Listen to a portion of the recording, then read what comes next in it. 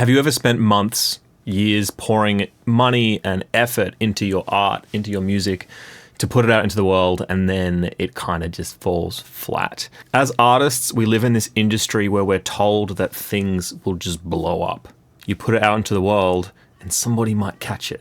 So someone might see it, someone might hear it somewhere, and you're going to blow up. That's a lot of what we see. So we think that's the way things sort of have to work. So because of that, we kind of behave that way, and we kind of expect things to go that way, even though that is actually not what is happening.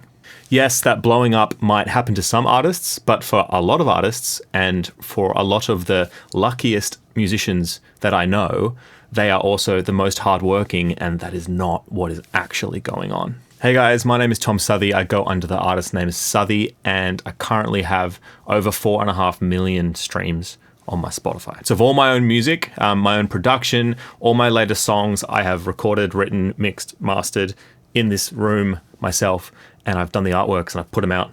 I did not always have that many streams on Spotify, and that is what I am here to share with you. I've been doing this for a while. Today, I want to help demystify all the BS that is the music industry. I'm working in it. I've been in it since I left school, pretty much, but I've had zero overnight success. No major label deals, no big publishing signings. And it's now in my career that I am so stoked that it has been that way, and that I am now where I am with my music and my art and everything. I'm just in a really, really good place, kind of because none of those things actually happened. I've seen so many artists rise and fall on the back of big deals, get into terrible deals. I've seen so many people fall into these traps of these reality TV opportunities. Okay, now quick recap. I'm a do everything myself kind of guy, and I do a lot of stuff. Twitch, videography, live gigging, sing at weddings. I do record live sessions. I do my own mixing. I do my own mastering, do my own production, do my own artworks a lot of the time. I do my own videos. I make my own music videos. I do absolutely everything. I do it because I love it, and I love being a part of the process. But I'm very aware that doing everything yourself is not nearly as good as doing a few things very, very well. And because of this, I constantly spread myself too thin. Like right now, I'm making a YouTube channel when I should probably be working on my next song. But anyway, that's not really the point. The point I'm trying to make is that I think it's really powerful and really great to do a lot of things yourself. I also think it's really important to be able to ask for help, which is something I'm learning to do. Whether that's hitting up other artists to be like, hey, can I have a support slot for your gig? And asking for things like that, which is something I've never really done. I've kind of built it the hard way, brick by brick, and I don't necessarily recommend doing everything yourself, because I have been doing this for an extremely long time. And yes, now I've got some good streaming numbers and, you know, it all looks good, but it's a lot of work I have put in to get here. The purpose of this channel is just to show you guys how much you can do yourself without a label, without a viral TikTok video going on, and also without entering another competition where you're given the opportunity to pretty much do some free marketing for a TV show or a company. Your song does not suck. I released this song, Run River, back in 2019. Fire's warm when the water's cold. Trying hard. And I recorded it myself. I mixed it myself in my bedroom, and I put it out into the world, and I made a post about it, and it didn't do anything. Then a few years later, in my bedroom, I was like, I'm going to make an album, because I wanted to make an album. So I did. So I made an album. I actually got 300 CDs made, and I got about 100 vinyl made, and they're actually really nice. And I re-recorded this song, Run River, and I put it on that album. And I did a few tweaks to it. I made it sound a little bit better, and I put it on this album. That was round 2. Run, river, flow, river, faster to the sea.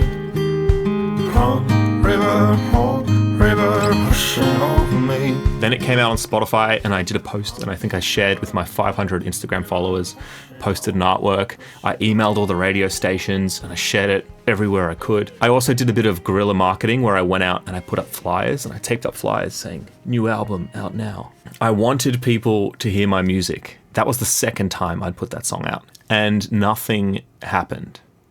I don't think any songs on this record on Spotify, even that one, I don't think the whole album even cleared 1,000 streams. Now, streaming numbers are an awful thing because it does this thing which I also want to shatter, which is the fact that people think that if your song doesn't have large numbers, it's not a good song. And that is absolutely not true. And that is part of the point I'm trying to make. So this song, I put out this whole album. This album maybe got less than 1,000 streams. I don't think it even broke into showing what the number was at the time. So after this, I kind of had that post-release blues where, you put all this work in, you've done all this stuff. And then, there's a bit of a lull afterwards and you kind of do something else for a bit. Nothing came of it. About 6 to 12 months later, I met Sam.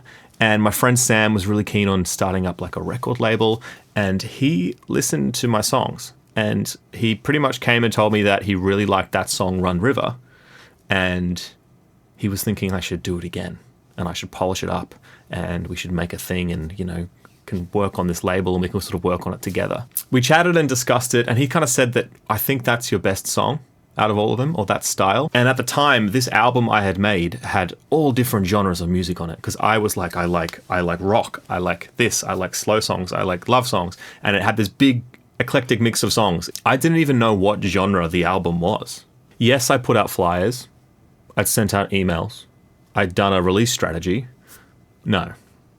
The art I made exists. It's there, it's a thing, but my dream is actually to be able to do this thing as a living. I wasn't just making this as a hobby to be like, yes, I've made an album. Part of it was that, but realistically, I wanted to be an artist and create music and it to be my job. Not a side hustle, not a hobby, not a pastime. Make my actual living from this. It's not that the song was bad.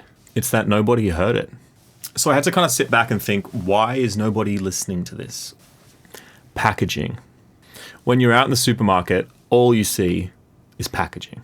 You can't know if you like something if you've never actually tried it, and you're not going to try it if you don't actually pick it up off the shelf. So I sort of had to stop and look at all the art I was doing and be like, I can't even say what genre I'm doing here. I can't even say where this fits.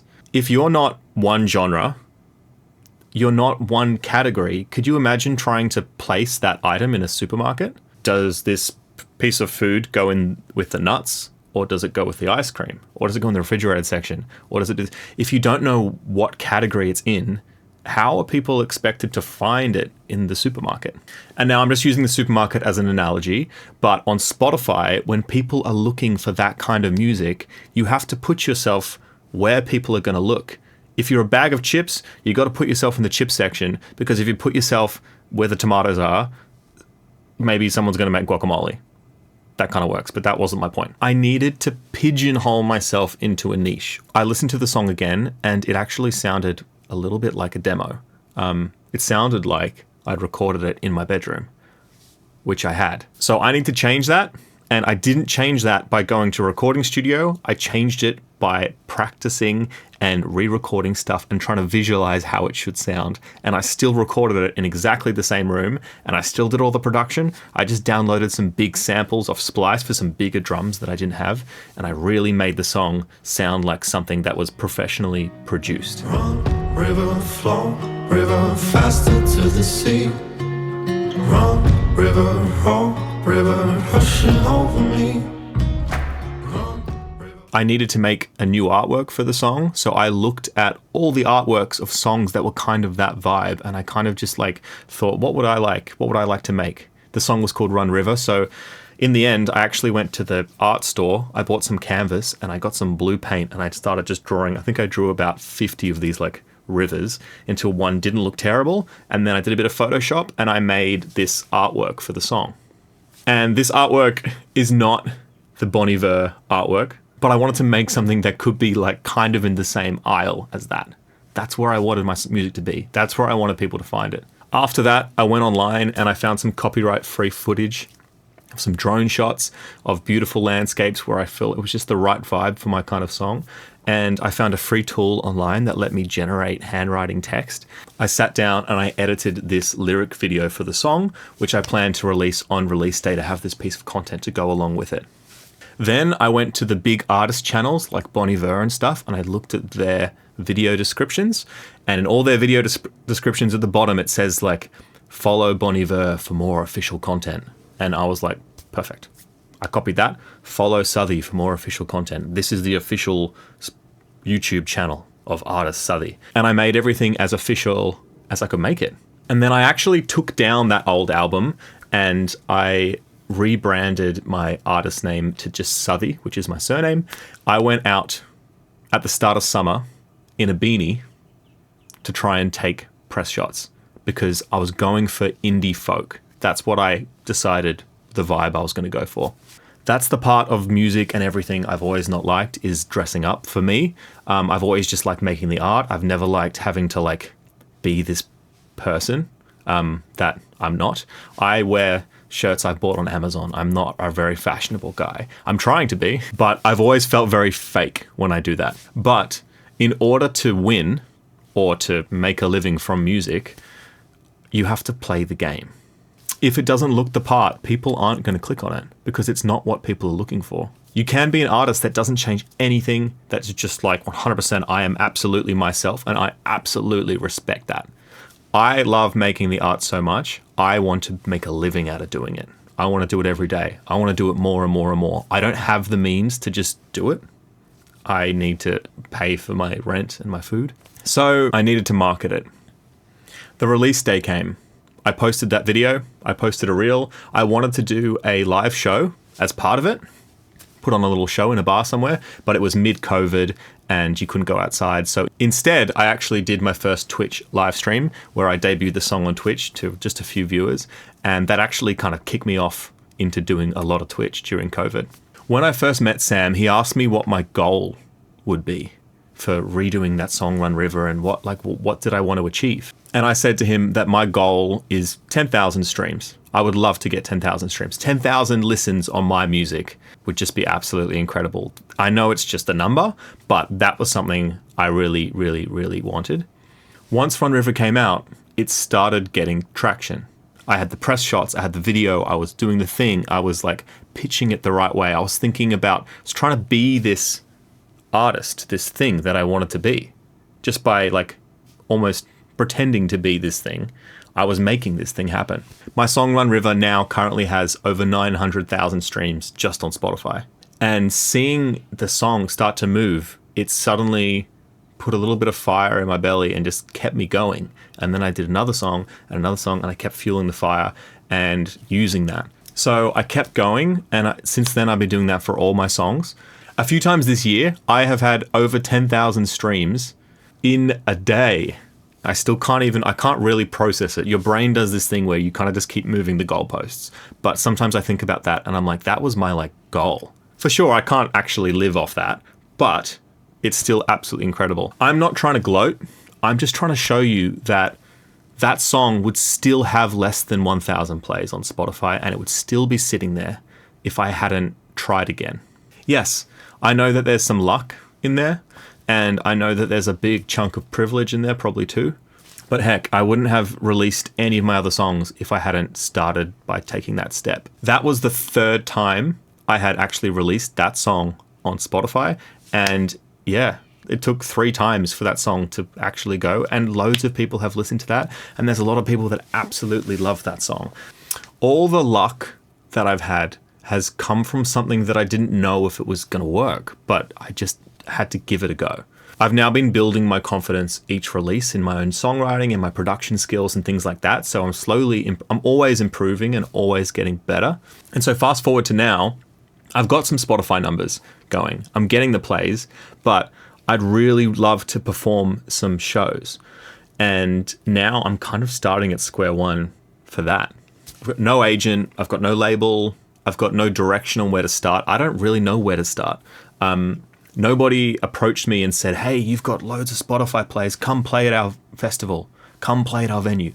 That hasn't happened. Last year, I wanted to put on my own show. I didn't know where to start. So I just bit the bullet and I booked a venue.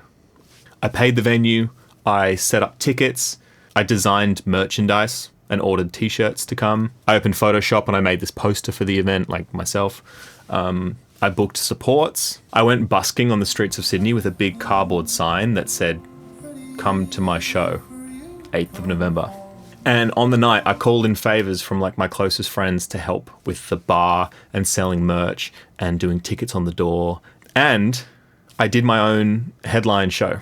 I thought I'd maybe sell like 20 tickets, friends and family. The point of the show was just to do a show and just to learn from it. But on the night, had a bunch of people come and ended up selling 90 tickets to my first show. Absolutely blew my mind. I never would have thought that many people would have come. I didn't make any money because I spent it all on the show, but that wasn't the point. End of the night, I was completely exhausted. I was there with some of my closest friends, like vacuuming the carpet at 2 a.m. But it was absolutely the greatest, most meaningful show I've ever done in my life. And my point about that is I'm still just trying things. I'm like, I don't know how to tour and how to book shows, so I'm just going to put one on and just kind of make it. And just by starting to do it, from the outside, it looks like, oh, his Spotify's gone up and then he's booking shows and now he's doing this, and it looks like this whole decline. But in reality, this is part of what it is about being an independent musician. And it's also part of the amazing part because you get to experience this and learn this stuff and do it all. So my message is, your song doesn't suck. Just no one's probably heard it. And that song, Run River, that I've released that 3 times. It ended up being my first big song, and that's carried me to do more and to sort of build this whole artist career from that. But you probably have a song on Spotify that has no plays. That's great. Nobody's heard it. And you've got to start somewhere. People only see success from the outside. It's like an iceberg. People only see that little bit on the top that's poking out the water with all your success and what you're doing. No one sees the other stuff. So I just want to say, take the leap. Release the song, put on the show. Don't wait for luck to find you, and be wary of these opportunities that pop up like reality TV and competitions and stuff, because most of the time they just actually want something from you. I can tell you that the luckiest musicians in the industry are the hardest working musicians in the industry. I'm here, and a big part of this channel is to demystify a lot of the BS, and there's a lot of gatekeeping in this industry. And I'm hopefully trying to leave you feeling like a little bit inspired. Of course, please go check out my music and subscribe to my artist channel and subscribe to this channel where I do more stuff like this. I also do gear reviews and tech and nerdy stuff too. If you want to know a bit more about that and how I sort of make everything for my artist channel, that is where you can find me. I am getting on a plane on Monday and I am playing a show in a few weeks in Hamburg, because at that headline show that I put on last year with all my own money and stuff, a woman came from Hamburg and she invited me to come and play at her studio there. They do like house concerts and stuff. So I'm going to go do it. And if I hadn't just bitten the bullet to put that show on, and if I hadn't done that, this opportunity wouldn't have come up. Anyway, you've got some things to do. I've got to get ready to jump on the plane. Thank you so much for listening. I will chat to you guys soon.